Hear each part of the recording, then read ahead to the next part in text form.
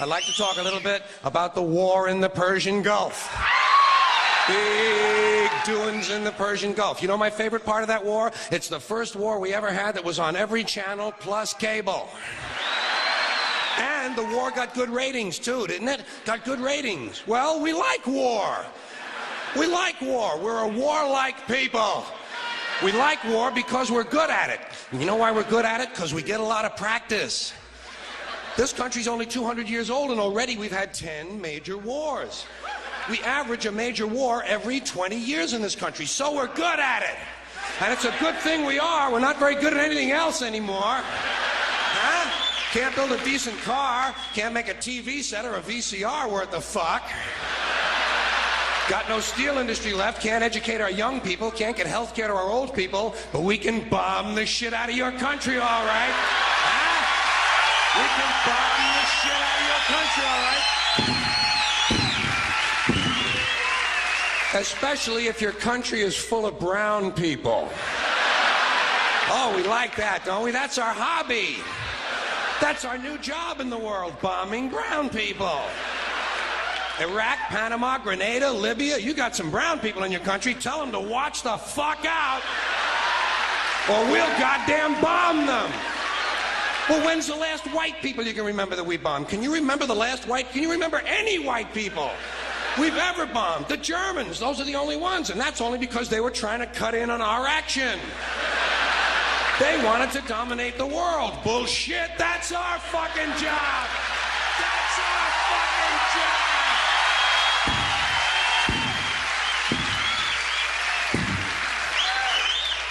Now we only bomb brown people. Not because they're trying to cut in on our action, just because they're brown.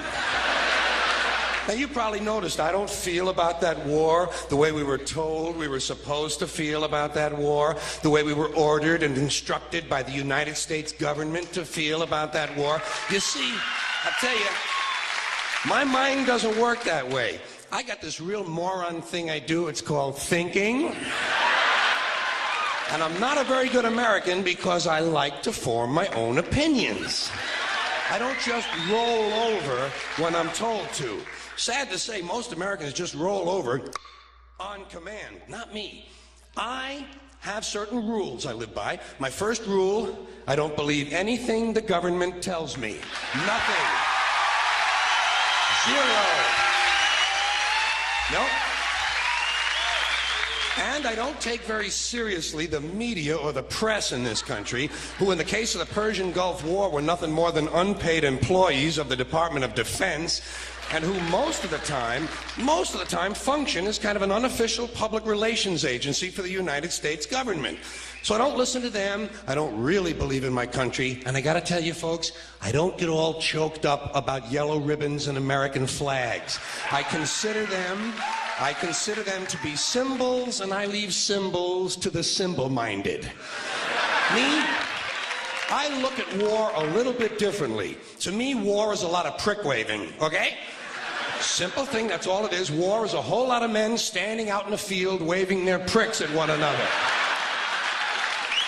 Men are insecure about the size of their dicks, and so they have to kill one another over the idea. That's what all that asshole jock bullshit is all about. That's what all that adolescent macho male posturing and strutting in bars and locker rooms is all about. It's called dick fear.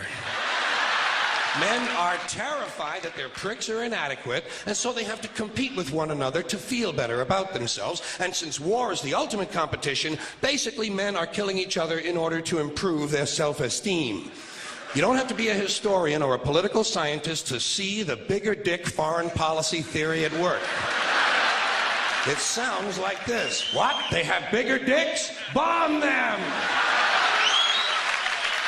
And of course, the bombs and the rockets and the bullets are all shaped like dicks. It's a subconscious need to project the penis into other people's affairs. It's called fucking with people.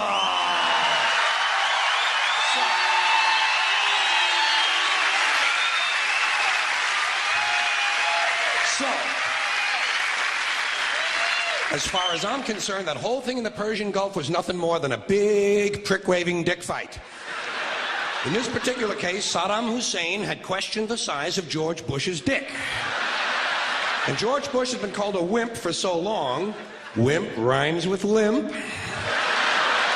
George has been called a wimp for so long that he has to act out his manhood fantasies by sending other people's children to die. Even the name Bush.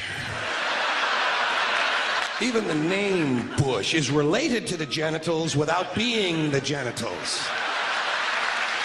A bush is a sort of passive secondary sex characteristic.